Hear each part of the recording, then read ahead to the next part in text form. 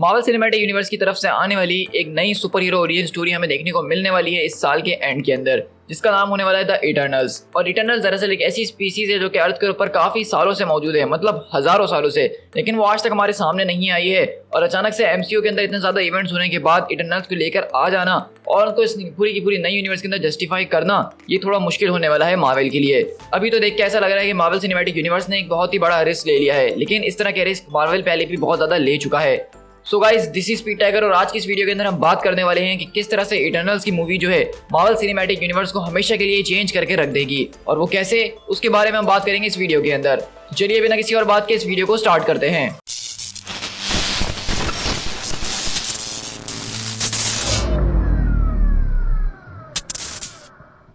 अगर हम बात करें मार्वल सिनेमैटिक यूनिवर्स को चेंज करने की, तो इस मूवी से सबसे ज्यादा मार्वल सिनेमैटिक यूनिवर्स के अंदर चेंजेस आ सकती हैं, क्योंकि ये मूवी जो है ये पूरी की पूरी क्रोनोलॉजिकल ऑर्डर के अंदर सबसे पहली मूवी होने वाली है जो कि अर्थ के ऊपर पिछले कई हजारों लाखों साल पुरानी होने वाली है। और हम एक तरह से इसमें सिर्फ हमारे हीरोज को ओरिजिन नहीं देखेंगे, बल्कि हमारी अर्थ का भी ओरिजिन देखने वाले हैं, क्योंकि इटर्नल्स को दरअसल जिन्होंने बनाया है वो सेलेस्टियल बीइंग्स हैं, जो कि एक तरह के गॉड्स हैं। और अर्थ के ऊपर आके उन्होंने ह्यूमंस के ऊपर एक्सपेरिमेंट करा था, जिस वक्त ह्यूमंस जो है अपनी ऐप वाली फॉर्म के अंदर थे और इवॉल्व नहीं हुए थे। और उस एक्सपेरिमेंट के नतीजे में 3 तरह की चीजें बनी थी, जिसमें से एक इटर्नल्स जो कि दिखने में बहुत ज्यादा खूबसूरत थे, लेकिन पॉपुलेशन में कम और उनके पास कॉस्मिक पावर्स इस्तेमाल करने का एक्सेस था। और दूसरी तरफ वहां पे डिविएंट्स मौजूद थे, लेकिन उनकी शक्ल वगैरह जो थी वो बहुत ही बदसूरत थी, बहुत ज्यादा मॉन्स्टर्स किस्म के थे, लेकिन उनकी पॉपुलेशन बहुत तेजी से बढ़ती थी। और जो तीसरी स्पीशीज थी वो कोई और नहीं बल्कि ह्यूमंस ही थी। और इन ह्यूमंस के अंदर खास बात ये थी कि इनके अंदर एक म्यूटेंट जीन छोड़ दिया गया था, जो कि बहुत सालों के बाद जाके फ्यूचर में एक्टिवेट किया जाने वाला था। और इसी तरह मार्वल कॉमिक्स के अंदर म्यूटेंट्स का ओरिजिन बताया जाता है।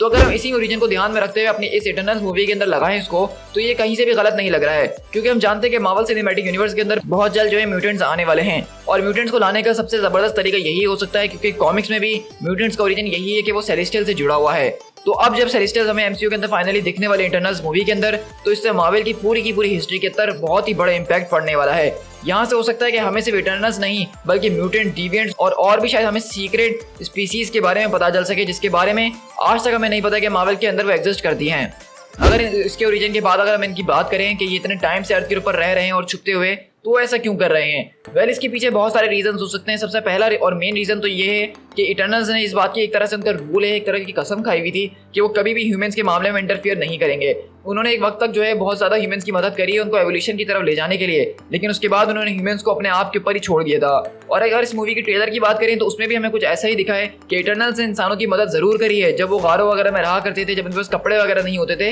लेकिन उसके बाद उन्होंने इस बात का फैसला करा कि वो इंटरफियर नहीं करेंगे। तो उसके 2 रीजन हो सकते हैं, या तो सेलेस्टियल्स जिनका वो ऑर्डर मानते हैं उन लोगों ने उनको मना कर दिया कि ह्यूमंस के मामले में इंटरफियर नहीं करना है, तो इसलिए उन्होंने नहीं करा। या फिर दूसरी ये बात हो सकती है कि हो सकता है कि इटर्नल्स की वजह से कहीं बहुत ज्यादा ह्यूमंस मारे गए हों और उनको ऐसा लगने लगा हो कहीं ना कहीं कि उनके इंटरफियर की वजह से ये सब कुछ हुआ है, तो इसीलिए उन लोगों ने कसम खा ली कि आज के बाद वो कभी ह्यूमंस के साथ इंटरफियर नहीं करेंगे। अब इसके अलावा हमारे पास एक और बहुत ज्यादा जबरदस्त और सॉलिड रीजन है, वो ये है कि हमने इटर्नल्स का वॉल्यूम 3 जो कि 2005 से 2006 के अंदर आया था, उसके अंदर हमने देखा था कि इसी तरह इटर्नल्स अचानक से जो है ह्यूमंस के सामने आना शुरू हो जाते हैं। और हमें दरअसल पता ही चलता है कि दरअसल इसमें से जो एक इटर्नल स्प्राइट होती है उसके पास इस तरह की पावर कि वो एक तरह की रियलिटी क्रिएट कर सकती है, लोगों की इल्यूजन्स डाल सकती है माइंड के अंदर। और वो बेसिकली सारे के सारे जो इटर्नल्स होते हैं उनके माइंड के अंदर ये इल्यूजन डाल देती है कि वो लोग ह्यूमंस हैं। और इसी तरह सारे के सारे इटर्नल्स जो हैं वो अर्थ के ऊपर ह्यूमन की तरह ही रह रहे होते हैं और उनको इस बारे में नहीं पता होता है, क्योंकि स्प्राइट ने एक ड्रीमिंग सेलेस्टियल नाम के सेलेस्टियल के साथ अपनी पावर्स को एनहेंस करके इस पूरे के पूरे फिनोमेना को वर्ल्ड वाइड कर दिया था। तो इसी वजह से हर एक इटर्नल ये समझ रहा था कि वो एक नॉर्मल सा इंसान है,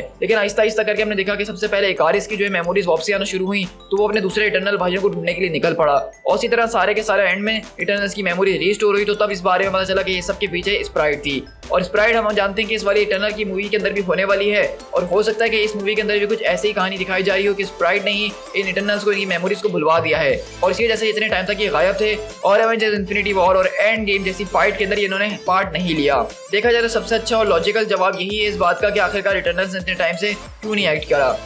जैसा कि मैंने आपसे वीडियो की शुरू में बात करी कि ये मूवी एक बहुत ही बड़ा रिस्क होने वाला है मार्वल के लिए, तो आप पूछेंगे कि तुम्हें ऐसा क्यों लग रहा है कि रिस्क होने वाला है, जबकि अगर हम इसकी कास्ट को देखें जो कि बिल्कुल टॉप नॉच है, जिसमें Angelina Jolie, Salma Hayek, Gemma Chan, Richard Madden, यानी कि सारी की सारी जो है कास्ट वो बहुत ही ज्यादा जबरदस्त है और वेल नोन कास्ट है। और शायद मार्वल ने इस मूवी के अंदर किसी अननोन शख्स को नहीं लिया और सारे के सारे मशहूर लोगों को लिया है, और उसकी वजह यही है कि ये एक मूवी जो एक बहुत ही बड़ा रिस्क होने वाली है मार्वल के लिए, और शायद उसने इस पूरे के पूरे रिस्क को जो है अपनी कास्ट से कवर अप करने की कोशिश करी है। और अक्सर मार्वल सिनेमैटिक यूनिवर्स के अंदर ऐसा होता आया है। जैसा कि आपको पता है कि स्पाइडरमैन होमकमिंग भी एक बहुत ही बड़ा रिस्क था कि सोनी की जो है मार्वल के साथ डील हो गई और स्पाइडरमैन को एमसीयू में लाया जा रहा था। लेकिन उस मूवी को जो है सक्सेसफुल बनाने के लिए और रिस्क से बचने के लिए उसके अंदर रॉबर्ट डॉनी जूनियर का कैमियो डाल दिया। अब रॉबर्ट डॉनी जूनियर उस टाइम पे मार्वल सिनेमैटिक यूनिवर्स के अंदर एक बहुत ही मशहूर और पॉपुलर कैरेक्टर था, जिसके सिर्फ नाम की वजह से मूवीज चल रही थी। तो इसी वजह से उन्होंने उसको स्पाइडरमैन के अंदर डाल दिया ताकि उनकी मूवी सेव हो जाए। तो इसी तरह यहाँ पे इटर्नल मूवी के अंदर भी उन्होंने एक टॉप नॉच कास्ट को जो है कास्ट कर लिया है ताकि उनकी मूवी सेव रह सके।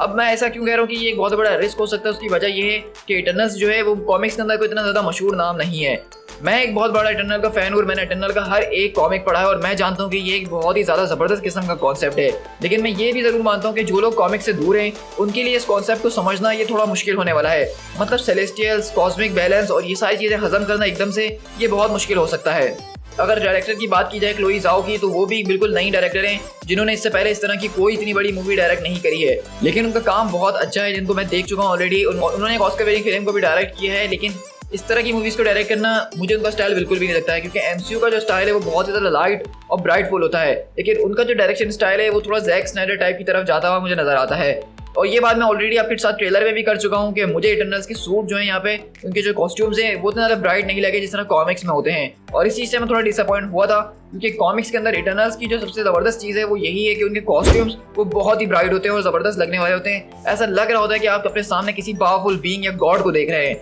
जिस तरह सुपरमैन है, उसका ब्लू कलर जो है वो हमें कॉमिक्स के अंदर उगता हुआ नजर आ रहा होता है, तो उससे एक फीलिंग आती है कि एक चीज़ पावरफुल, एक स्ट्रॉन्ग चीज़ है। तो इसी तरह इटर्नल्स का भी ऐसा ही केस है। लेकिन इस मूवी के ट्रेलर को देख के इसके कॉस्ट्यूम से मैं थोड़ा सा डिसअपॉइंट जरूर हुआ हूँ। और अगर हम इस मूवी की बात करें तो इसके अंदर जो सबसे बड़ा रिस्क हो सकता है वो उसकी स्टोरी का हो सकता है, क्योंकि एक ऐसी स्टोरी को एक्सप्लेन करना कि अर्थ के ऊपर इस तरह के पावरफुल बीइंग पिछले कई हजारों सालों से रह रहे हैं और उसको एक्सप्लेन करना कि अब तक वो दुनिया के सामने क्यों नहीं आए, ये एक बहुत बड़ा रिस्क हो सकता है। और इटर्नल जो है वो एक बहुत ही पावरफुल स्पीसीज है, कोई हल्की फुल्की स्पीसीज नहीं है। इसका जो छोटा सा छोटा मेंबर इन स्प्राइट को भी अगर आप ले लें तो वो जो है बड़े से बड़े हमारे सुपर हीरो का आसानी से मुकाबला दे सकता है। और अगर हम इनके दूसरे कैरेक्टर जैसे इकारिस, गिलगामेश, थीना और एजे की बात करें तो ये तो लिटरली बहुत बड़े बड़े पावर हाउसेस हैं। तो इस तरह के ओपी कैरेक्टर्स को मूवीज के अंदर दिखाना हमेशा से मुश्किल होता ही है। और एमसीयू इस बात को बहुत अच्छे तरीके से जान चुका है अपने कैप्टन मार्वल के बाद से, क्योंकि कैप्टन मार्वल ने जरूर बॉक्स ऑफिस के ऊपर बहुत ही अच्छा बिजनेस किया हो, लेकिन क्रिटिक्स और फैंस के दरमियान वो सबसे ज्यादा वर्स्ट मूवी मानी जाती है। और एमसीयू की शायद वो अकलौती मूवी है जिसको मैंने सिर्फ एक बार देखा और उसके बाद मेरा कभी दोबारा उसको देखने का दिल नहीं करा है।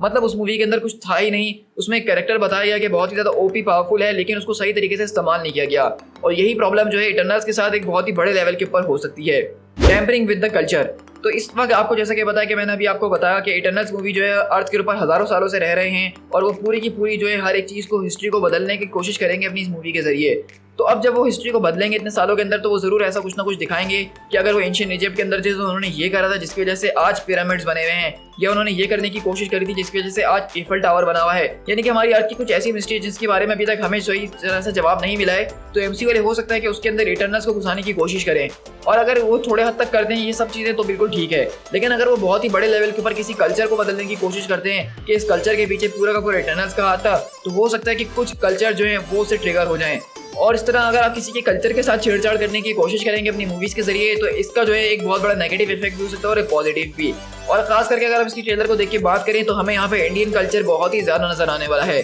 और मैं ये जानता हूँ कि इंडियन कल्चर जो है एक बहुत ही रिच कल्चर है, और हम लोग जो है खासकर एशिया के जो लोग हैं वो इंडिया के कल्चर को बहुत ज़्यादा मानते भी हैं, हम कहीं ना कहीं इसको फॉलो भी करते हैं। लेकिन अगर इस तरह के हम बड़े लेवल के ऊपर इंडियन कल्चर को देख रहे हैं तो उसमें कोई बुराई नहीं है। लेकिन अगर एमसीयू वालों ने इस इंडियन कल्चर के अंदर कुछ भी थोड़ी सी भी छेड़छाड़ करने की कोशिश करी, खासकर हिंदू गॉड्स के हवाले से, तो एक बहुत ही बड़ी कम्युनिटी जो है वो ट्रिगर हो सकती है। और मार्वल सिनेमैटिक यूनिवर्स इस बारे में नहीं जानता है कि एक छोटी सी गलती से उनकी कितनी बड़ी जो है कंट्रोवर्सी पैदा हो सकती है। इसी के बाद मेरा अगला पॉइंट आता है मिथ्स एंड लेजेंड्स। तो जैसा कि अब आप अर्थ के ऊपर इतने सालों से रह रहे हैं तो आपके सामने बहुत ही बड़े ज्यादा लेजेंड्स, वॉर्स और मिथ्स तो गुजरे ही होंगे। खासकर अगर हम बात करें तो इस मूवी के जरिए बहुत ही ज्यादा जबरदस्त मिथ्स को इंट्रोड्यूस करवाया जा सकता है। हो सकता है कि हमें ओडिन की जो एक यंग फॉर्म दिखा दी जाए जब वो अर्थ के ऊपर हुआ करते थे, जब थॉर भी पैदा नहीं हुआ था। हो सकता है कि हमें यहाँ पे जो है एसगार्डियन के अलावा एक और नए पैंथियन से इंट्रोड्यूस करवाए जाए जो कि मोस्ट प्रोबेबली जो है ओलंपियन गॉड्स होने वाले हैं। ओलंपियन गॉड जो हैं डीसी कॉमिक्स के अंदर ऑलरेडी बहुत ही अच्छे तरीके से इंट्रोड्यूस करवाए गए हैं, लेकिन मेरी कहीं ना कहीं ख्वाहिश जरूर है कि बहुत जल्द एमसीयू के अंदर भी ओलंपिक गॉड्स या Greek gods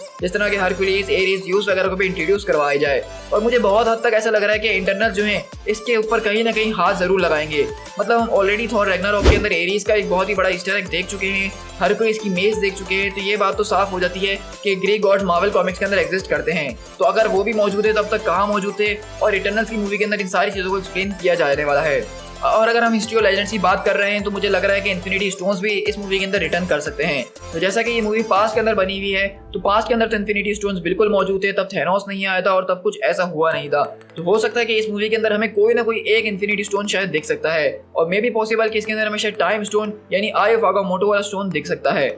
relation with Thanos, ये एक बहुत ही बड़ा पॉइंट है जो कि इस मूवी के अंदर इन लोगों को कहीं ना कहीं किसी ना किसी तरीके से कन्वे करना ही होगा, क्योंकि अगर कॉमिक्स की बात की जाए तो थैनोस जो है वो इन इटर्नल्स का ही कजन है कहीं ना कहीं से। अगर आप जानना चाहते हैं कि थैनोस का रिलेशन क्या है इटर्नल्स और किस तरह उनका कजन लगता है, इसके ऊपर मैं ऑलरेडी एक बहुत ही जबरदस्त किस्म की वीडियो बना चुका हूँ, इटर्नल्स एक्सप्लेन वाली, जो कि तकरीबन मैंने 2 साल पहले बनाई थी। लेकिन उसके अंदर कॉमिक्स से अब तक जो कुछ भी इटर्नल्स के साथ होता आया है, उनका ओरिजिन, उनकी पास्ट, हिस्ट्री, फ्यूचर, वो सब मैंने उस वीडियो के अंदर शेयर करा है। अगर आप वो वीडियो देख लेंगे तो आपको काफी ज्यादा इन्फॉर्मेशन हासिल हो जाएगी। अब जैसा कि मैंने एंड गेम खत्म हो चुकी है और थैनोस मर चुका है, तो मैं इस बात को देखने के लिए काफी जबरदस्त तरीके से इंतजार कर रहा हूँ कि इस पूरे के पूरे सिनेरियो को इटर्नल्स मूवी के अंदर किस तरह से जो एक्सप्लेन किया जाने वाला है या उसके ऊपर कैसे बात की जाने वाली है, क्योंकि थैनोस है वो दरअसल इन इटर्नल्स का ही कजन है और इसी वजह से वो इतना ज्यादा शक्तिशाली था कि अर्थ के माइटीएस्ट हीरोज के ऊपर भी भारी पड़ रहा था। इन दी एंड मैं बस यही कहना चाहूंगा कि इटर्नल्स मूवी जो है एक बहुत ही जबरदस्त किस्म की हिट और मिस हो सकती है। ये एक वैसा रिस्क है जैसा मार्वल सिनेमैटिक यूनिवर्स ने 2014 के अंदर गार्डियन ऑफ द गैलेक्सी के साथ दिया था। गार्डियन ऑफ द गैलेक्सी भी उस टाइम पे मार्वल कॉमिक्स के अंदर कोई ऐसा हाउस होल्ड नेम नहीं है जिसके हर कोई बहुत बड़ा फैन था, जिस तरह कैप्टन अमेरिका हो गया, स्पाइडरमैन हो गया, और ये कैरेक्टर्स भी कुछ ऐसे थे जिनको दिखाना स्क्रीन के ऊपर बहुत ही ज्यादा मुश्किल था। मतलब आप इमेजिन करके देखिए, कुछ पिछले 10 साल पहले चले जाइए और कहिए कि आगे फ्यूचर में जाके एक ऐसी मूवी आने वाली है जहाँ पे एक बोलने वाला पेड़ और रकून होने वाला है, तो लोग लिटरली आपके ऊपर हंसना शुरू कर देंगे और कहेंगे कि ये प्लान तो बिल्कुल फ्लॉप है, ये मूवी डब्बा है। लेकिन अब अगर हम देखें गार्डियन ऑफ द गैलेक्सी को, तो ये चीजें हमें बिल्कुल नॉर्मल लग रही हैं, क्योंकि इसके पीछे जेम्स गन की जबरदस्त किस्म की डायरेक्शन मौजूद थी, उनके साउंड ट्रैक्स और उनकी जो पूरी की पूरी ओवरऑल डायरेक्शन का तरीका था वो बहुत ज्यादा ब्राइट, कलरफुल और जॉयफुल था, जिसकी वजह से हम सारे के सारे कैरेक्टर्स के कॉन्सेप्ट्स को बहुत अच्छे तरीके से समझ पाए। और क्योंकि इस मूवी की ट्यून बहुत ही ज्यादा लाइट रखी गई थी, तो इसीलिए हमने इन कैरेक्टर्स को लाइटली ही लिया है, हमने इनके बारे में ज्यादा घुसने की कोशिश नहीं करी। आखिरकार रॉकेट के ऊपर ऐसा कौन सा एक्सपेरिमेंट हुआ था कि उसने बोलना शुरू कर दिया और वो इतना ज्यादा तेज हो गया है। बस हमें ये पता है कि रॉकेट रकून एक बहुत ही ज्यादा फनी कैरेक्टर है जो कि हमें तफरी करवाता है और इसीलिए हमें बहुत अच्छा लगता है। लेकिन इटर्नल मूवी के साथ ये केस नहीं होने वाला है, क्योंकि क्लोई ज़ाओ का जो डायरेक्शन है वो बहुत ज्यादा सीरियस नजर आ रहा है। उनकी मूवी की कलर ग्रेडिंग, हर चीज जो है बिल्कुल ये बात बता रही है कि ये मूवी काफी मैच्योर मूवी होने वाली है और ये बच्चों के लिए बिल्कुल भी नहीं होने वाली है। आई मीन टू से कि ये मूवी बिल्कुल भी फनी नहीं होने वाली है, ये बहुत ज़्यादा जॉयफुल नहीं होने वाली है मार्वल की दूसरी मूवीज़ की तरह। हाँ, मार्वल का जो मसाला है वो हमें इसके अंदर जरूर नजर आएगा, लेकिन उस तरह से नहीं होगा जिस तरह हमने थॉर रैग्नारॉक को देखा, हमने गार्डियन ऑफ द गैलेक्सी के दोनों पार्ट्स को देखा और इस तरह पिछली मूवी यानी एंड मैन वगैरह देखते आए हैं। ये मूवी थोड़ी सी सीरियस लेवल के ऊपर होने वाली है, तो अगर आप अपनी मूवी की डायरेक्शन को बहुत ज़्यादा सीरियस रख रहे हैं, मैच्योर रख रहे हैं, तो इस तरह के ओपी कैरेक्टर्स को एक्सप्लेन करना कभी कभार बहुत ज़्यादा मुश्किल हो जाता है। और यही सबसे बड़ा रिस्क है मार्वल सिनेमैटिक यूनिवर्स के लिए इस वक्त, कि किस तरह से वो इटर्नल्स को जो है एक मेन स्ट्रीम और अपनी कॉमन ऑडियंस के साथ एक्सप्लेन कर सकें। वरना जो लोग कॉमिक्स पढ़ते हैं उनके लिए तो बहुत ही आसान है, मतलब हमें तो मूवी देखने की भी जरूरत नहीं है, हम तो ऑलरेडी इटर्नल्स को बहुत अच्छे और डीप वे में जानते हैं। और खासकर इटर्नल्स की हर एक वीडियो, हर एक चीज़ को तो है मैं तो बहुत ज़्यादा पर्सनली फॉलो करते हुए आ रहा हूँ शुरू से। इटर्नल्स मेरी एक बहुत ज़्यादा ज़बरदस्त किस्म की सुपर हीरो टीम है, फेवरेट, और इस टीम के अंदर मुझे एक यूनिकनेस नजर आती है। मतलब ये दूसरी टीम्स की तरह नहीं है जो कि हर मामले में अपनी टांग अड़ाने के लिए आ जाए, बल्कि सिर्फ ये उन्हीं मामलों के अंदर हमें नजर आती है जो कि मामले ऐसे होते हैं जो कि कोई और हैंडल ना कर पा रहा हो, जो कॉस्मिक लेवल पे हों, सेलेस्टियल से जुड़े हुए हों और इस तरह की कॉस्मिक एंटिटीज उसमें शामिल हो। तो इसी वजह से इटर्नल्स का स्केल जो है वो बहुत बड़ा होने वाला है। लेकिन इस स्केल को इस वक्त एमसीयू के अंदर किस तरह से दिखाया जाने वाला है, ये एक बहुत ही बड़ा रिस्क होने वाला है। लेकिन all in all Eternals movie के बारे में मैं इतना जरूर कह सकता हूँ कि ये एमसीयू को हमेशा के लिए बदल के रखने वाली है। इससे पहले आपने एमसीयू के अंदर ऐसा कुछ भी नहीं देखा होगा इतने ग्रैंड लेवल के ऊपर, जहाँ पे आपको सेलेस्टियल्स, कॉस्मिक एंटिटीज और इस तरह की दूसरी चीजें नजर आ रही हों। और इसके बाद से एमसीयू जो है बहुत ज़्यादा बदल के रह जाएगी और उसके बाद हमें हर एक मूवी का स्केल जो है वो हमेशा ही हमें बड़ा नजर आने लगेगा। मतलब अब आपके लिए बहुत ज़्यादा मुश्किल हो जाएगा फ्यूचर में इस तरह की मूवीज़ को ढूंढना, जिस तरह हम पहले फेज 1 फेज 2 में देखा करते थे कि आयरन मैन का ओरिजिन हो गया, एंड मैन का ओरिजिन हो गया। अभी तक मुझे इस तरह की जो एक मूवी लगी वो सिर्फ शैंग-ची लगी है, लेकिन शैंग-ची के अंदर भी एक सुपर नेचुरल एलिमेंट शामिल कर दिया गया जो कि उसकी टैंग रिंग्स का होने वाला है। वो हमें लग रहा है कि कोई मिस्टीरियस तरीके की चीज़ है जो कि किसी और तरह की पावर से चल रही है। तो ये भी जो है एक ग्राउंडेड लेवल की मूवी नहीं होने वाली है शैंग-ची भी, इसके अंदर भी हमें बहुत ज़्यादा धमाका दिखने वाला है। तो अब जो ग्राउंडेड मूवीज़ हम एमसीयू की देखा करते थे बहुत पहले, 5-7 साल पहले, अब हमें इस तरह की मूवीज़ शायद ही अब देखने को मिले। और इटर्नल्स के बाद से तो ये बात बिल्कुल ही पलट के रह जाने वाली है। इटर्नल के बाद हर एक मूवी का स्केल बहुत ही बड़ा कर दिया जाएगा, लेकिन ये सब कुछ जो है बेस करता है इटर्नल मूवी के सक्सेस के ऊपर। तो अभी के लिए हमें जो इसके और ज़्यादा ट्रेलर्स और फुटेज का इंतजार करना है ताकि हम अंदाज़ा लगा सकें कि इस मूवी का क्या डायरेक्शन होने वाला है, कि इसकी स्टोरी किस तरह से होने वाली है। विद दैट बीइंग सेड हम इस वीडियो को यहीं पर रैप अप करते हैं। मैंने सोचा कि हम इटर्नल्स का एक बहुत ज़्यादा ज़बरदस्त टॉपिक है जिसके ऊपर मैं बैठ के आपके साथ बहुत ही लंबी बात कर सकता हूँ, लेकिन मैंने कहा कि फिलहाल के लिए एक वीडियो बता देनी चाहिए जिसके अंदर मैं अपने कुछ कंसर्न और कुछ अपनी जो प्रेडिक्शंस आपके साथ शेयर कर दूँ कि इटर्नल्स मूवी आगे जाके फ्यूचर में किस तरह का रोल प्ले करने वाली है। सो गाइस, आई होप कि आपको ये वीडियो काफ़ी ज़्यादा पसंद आई होगी, और अगर आपको ये वीडियो अच्छी लगी है तो आप इटर्नल्स की सारी कॉमिक बुक्स और इटर्नल एक्सप्लेन वाली वीडियो मेरे चैनल पर चेकआउट करना बिल्कुल भी मत भूलिएगा। अगर आप इटर्नल एक्सप्लेन वाली वीडियो देख लेंगे तो आपको इटर्नल मूवी समझने में